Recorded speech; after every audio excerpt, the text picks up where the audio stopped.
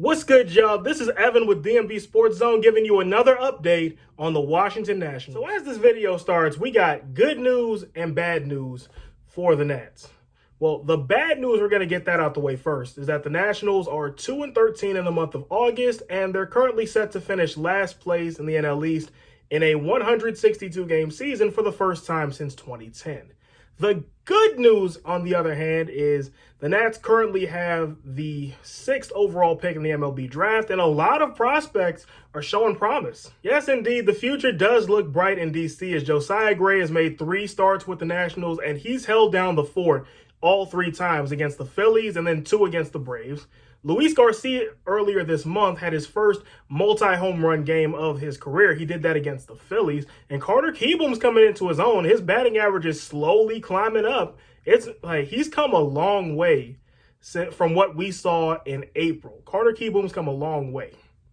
And plus, Lane Thomas, the prospect that the Nationals got in the Jon Lester trade, came up yesterday, made his Nationals debut, got 2 hits and almost got 3, if we're being honest.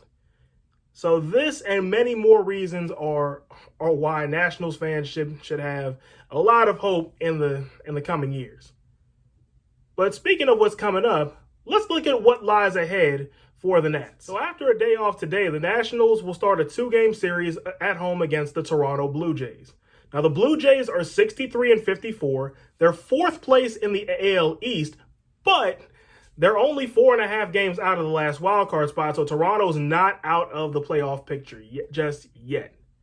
Now, the Nats and Blue Jays have tangled before. They split a 2-game series down in Dunedin, Florida, a state in which the Nats have actually had a fair amount of success. Washington is 4-4 in the state of Florida. I know that, and now so do you. Now, another thing to keep your eye on about this series is the return of Brad Hand. He's making his return to Nats Park for the first time since being traded, making him the first former National to do so.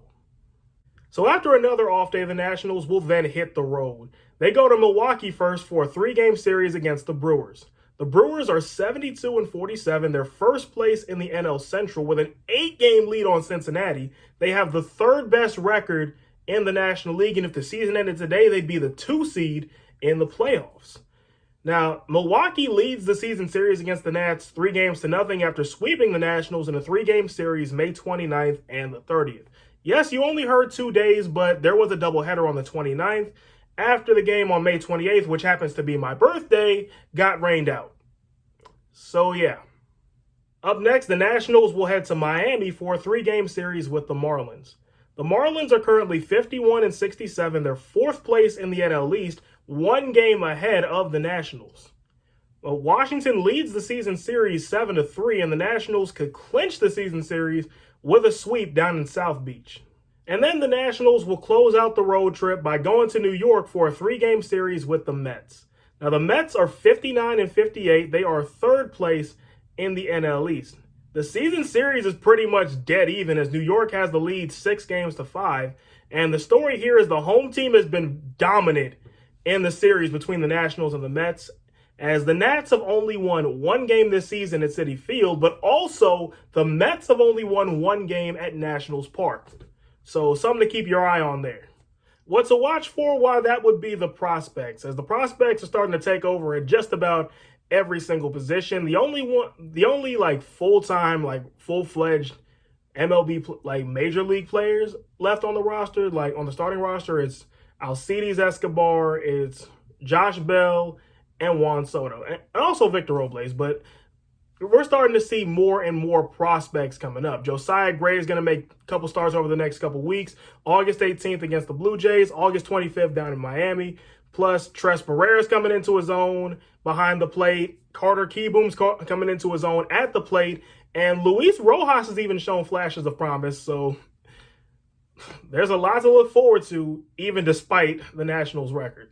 Well, that's it for this Nats update, but that's not it for the content this week. The Washington football team has a game this week against the Cincinnati Bengals, so you best believe we're going to have content for that.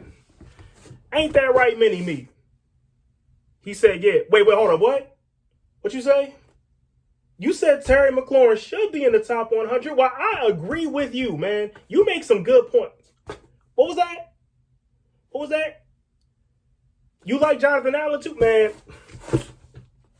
This guy know what he's talking about. This guy is a smart man right here.